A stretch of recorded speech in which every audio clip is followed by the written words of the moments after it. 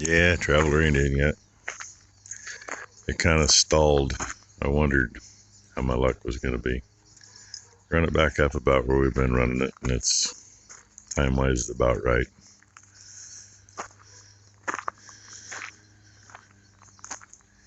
Kids out here are saying it's already too warm. 20 minutes after 7, it's already 72 degrees. And Ty did all that nice work, cleaned this all up. I knew they'd get a little bit of hay on the ground in here. It ain't too bad, really, considering how much they were in here for, but there's quite a bit over there, though. And I do believe all of Bam's group is hiding over there. I just haven't looked yet. She's down there complaining. Well, she's a little late to get anything to eat. I already fed back here. I'm just kind of dragging my feet on going to mow yet. Because, you know, for one, they say the magic time is 10 o'clock. Oh, God, you can't mow before. Well, we used to start mowing at 6 or 7 sometimes, but first place I'm going to go this morning, end up right outside the old gal's window, so I don't want to wake her up if I don't have to. She's probably awake, but, you know, I try to be nice to a point. And in the process today, I got to make a phone call or two, bebopping my way, let a couple people know that I plan on being there. And if it don't work out, well, you know, I may just cut the one place today. It's enough. Keep me busy today till it gets too frickin' warm. So, but anyway, get everybody fed first. This don't look like it cleaned up as good. Yeah, it didn't peel out. It's supposed to be textured concrete. Oh, there is a little. You see it in my shadow there, maybe. That's like what's at the other end of the barn. But hey, better than it was. Oh my God, that was priceless. Took the scoop and I just flipped it. It all hit right there, which would have been split between 2 holes more or less. It literally hit the top of that hay and flopped right over to that spot. I don't think there's even a pellet or 2 left in the hay. It all went in one unit. That is funny. Oh well. Pay attention to what I'm doing so I don't walk off the plank, right? And the old lady there, she's got hers. But hey, get a few buckets scooped up for these ladies. And bam, and then get over and get those ladies done. Dino's got to be in there somewhere. I hear him. Bit of a late start, but and did a little quick servicing this morning, and Ty came up just to make sure nobody messed with the wires over there at the gate where we come in. And the bad thing is there's wires along that edge, so I stayed out of these 2 passes. One, I don't know where the edge is, because it's not always right where the posts are. And 2, God knows where the wires are. I was kind of hoping the landowner was going to get their kids to get that. And yes, it's a dusty one. A little bit of metal grass. There's some velvet grass in here. A few years ago, this whole place was solid velvet grass. The only good thing about it is, I mean, a lot of it, the stems burn up, but the rest of it was nice and green, kind of a blue-green. It actually makes a pretty good feed. A bunch of annuals in part of this. This is another one of those that, you know, last time we planted it was probably fescue, I would imagine. There's still some of that out here. There's 2 pieces here, the little one here in front, bigger one in back.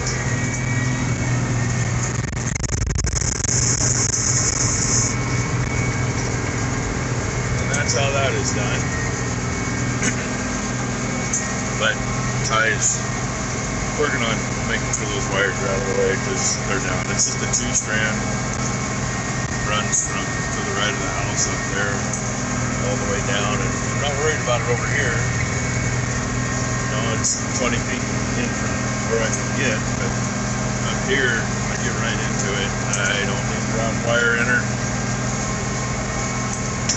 And yeah, not so bad down here. Most of that dust is just from the annuals being in here. But up here, there's some gophers. Now the other thing over here is right below her is a roadway.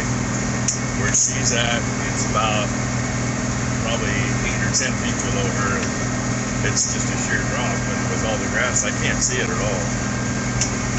And it starts on this side of the post, so it's like, yeah, I want to see where I'm at. And in the other field,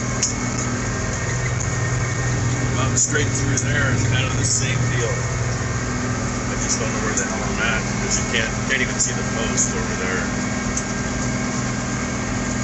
Okay. A whole lot easier and better when the little boy here was still alive and doing well, and he had horses and mules. If anybody remembers the horse Katie that we had, the one that colicked and then ended up putting her and the other last horse down. Fancy was the other one, Mom's horse. Katie was one that was born and raised up here. She was one of them bulletproof ones for hunting. You could lay the gun barrel right between her ears and take a shot. That's what they did, was pack in and hunt. And that truck bed that we scrapped out a little while ago, that came off of 61 International. Originally it was a fuel truck, and Bert bought it, built the bed, and it was made for all of his horses and mules. And Ty looks a little perturbed over there. I think she's fighting a wire, doesn't go where she thinks it should. So, anyway, won't be long, I'll be done with this piece. I already have strict orders, I'm done by noon, because, yeah, the heat has not been treating me well. It's been a rough morning because of that. You know, I emptied my cooler plus the 2 water bottles that I already had in the tractor yesterday. Walked in the house, grabbed a Propel, and downed it in pretty much one go before I could see straight. So, anyway, I'll bring you back, show you something. We might even see some deer up here.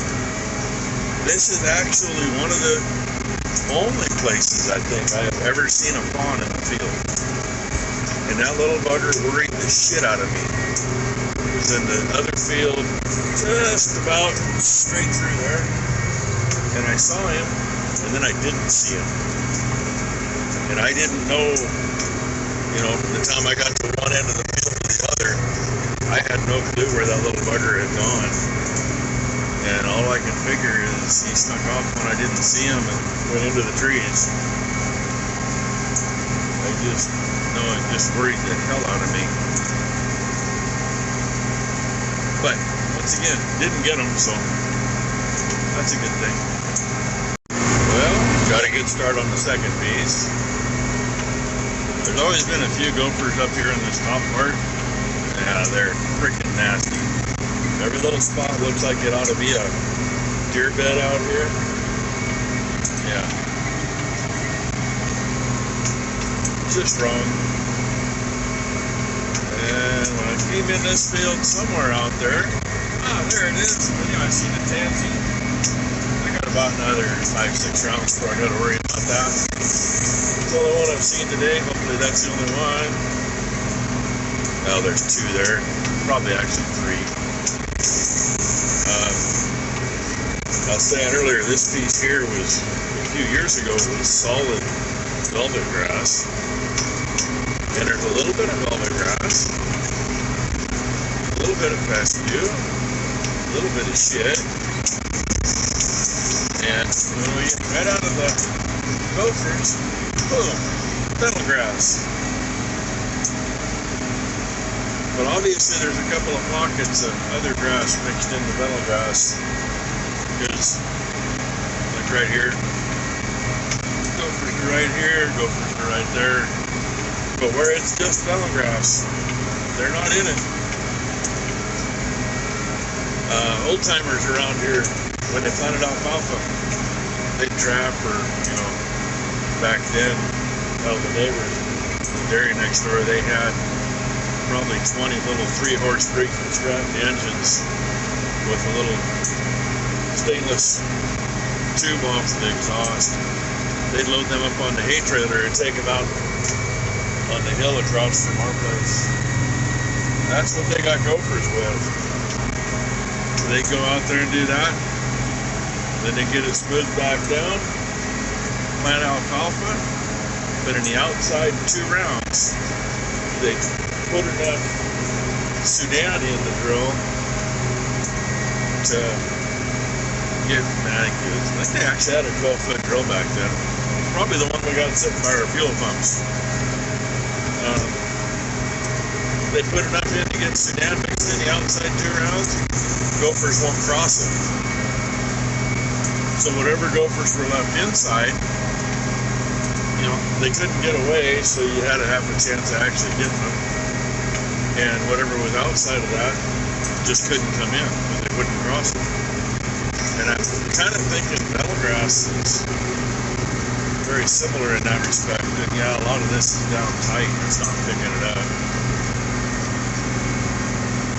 But right over in there is where I saw that fawn a couple years ago, and then I spent probably half an hour walking around out there when I got up close to where he was. Never did find him. And hopefully the wire's on the other side of the post over here. I didn't see anything, didn't see where I drove into anything, so should be good there, I hope. Service is shitty up here. I thought, oh hey, look, Ag Wild's got a live going. I try to stop in and at least say hi on his lives. Well, Steve Ash, Angleside Farm, he put a little video up, just, I don't know, a minute and a half or whatever it was. I watched it first, and I had enough service that I could watch it. And then I went to join the live, and I listened to about 30 seconds of a tractor running and read a half a dozen comments, and I got the circle of death. They let me leave a comment, but it never did come back. I actually made a full round here trying to get the circle of death to disappear, and it never did. And gophers are here. We didn't used to have them here. They were usually just up there and, you know, 1 or 2 down below. So this is just freaking wrong. I looked at the cutter bar this morning, and I heard I was in yesterday, and it needs to get cleaned up. So I already talked to Ty about that. When I get back, I'll back this down below and put the sprinkler on it for a couple hours. Hopefully soften it up enough that the pressure washer will take it off. And cramping up both the phones. Dang it.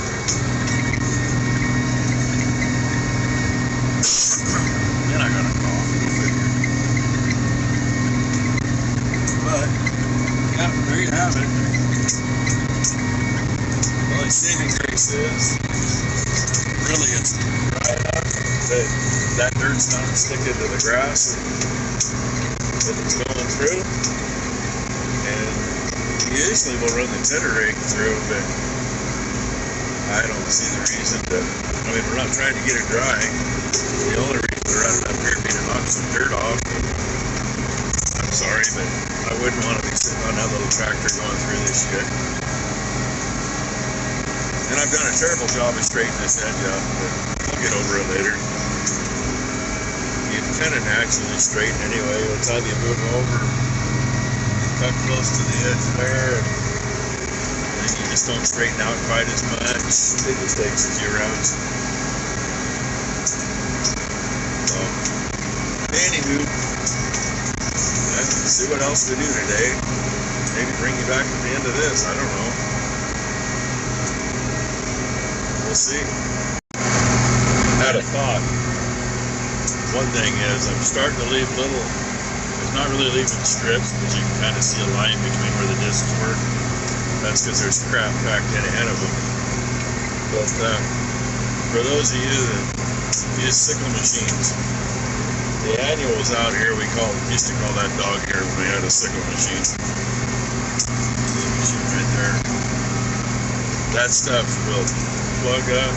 It'll lay between the sickle and the guard. It doesn't like to cut. The only way you can do it is to literally crawl as slow as the machine will move. And the other thing, all the dirt out here, I mean, you know, there's a difference between production and quality, and unfortunately we got a lot of dirt. But if this is a sickle machine, I'd still be on the outside round.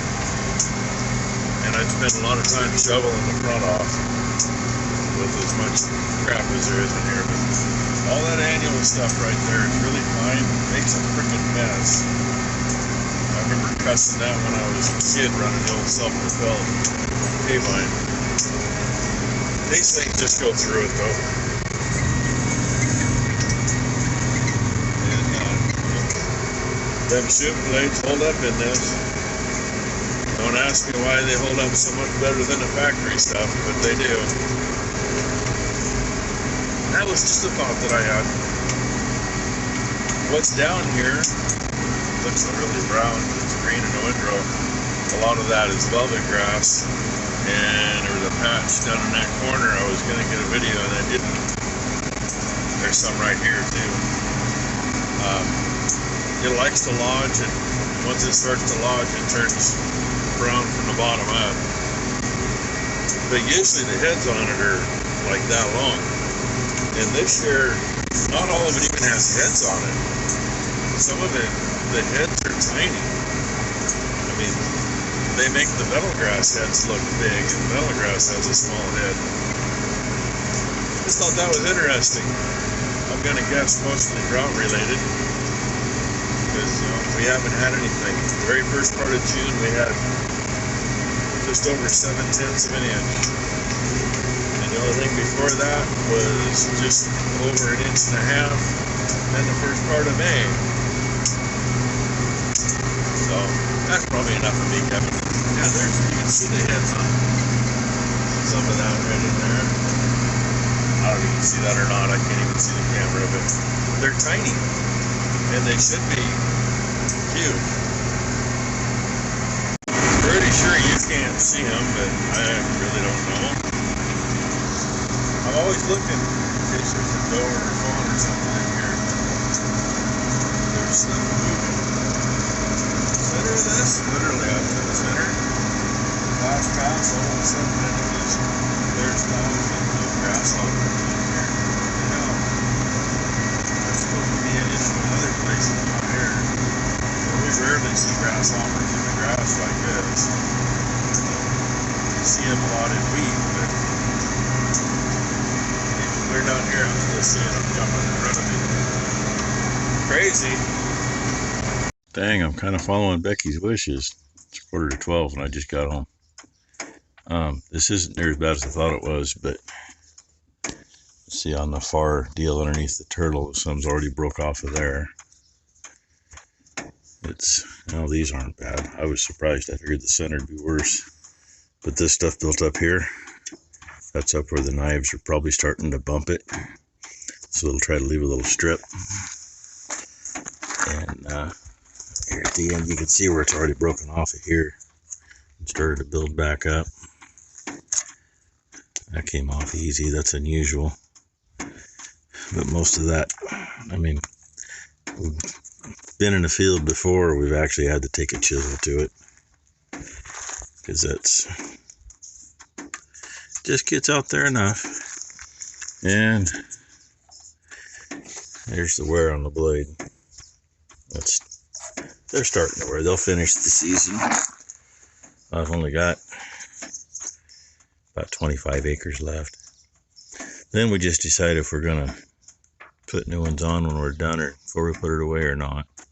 Most likely will, because I like to start the season with a new set of blades anyway. But I found a piece of wire somewhere. wire or nail something. You always got to watch for that if you're handling these rolls, because you never know what they might have. Take my pliers, see if I can get that out of there. Well, it's after lunch now. 95 degrees. Not a lot going on out here. I think we're going to hit 100. Just my guess. About 9:30, quarter to 10 this morning, there was a mobile home fire north of Banks along Highway 26. And guess what? It's a wildland fire now. Last I heard, it's really small, and they got a lot of crews on it, so hopefully they get it taken care of, but it's gotten right up onto the highway. And I don't know if you can see it or not, but the top ridge up there is a little hazy along there.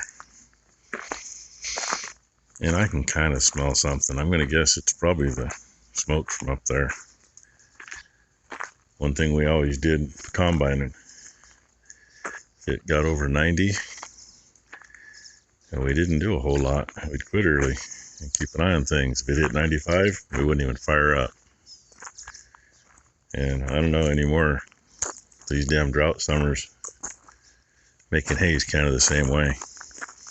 I mean, at least cutting's not that big a deal unless you hit a rock or something, but, you know, that's what happened in the stubble across the road last year. But anyway, our AC is still holding over there. It's holding at 80 degrees in there, but, yeah, Blakely's here with us, and she's being a little bit fussy, so come over here in the basement where it's colder.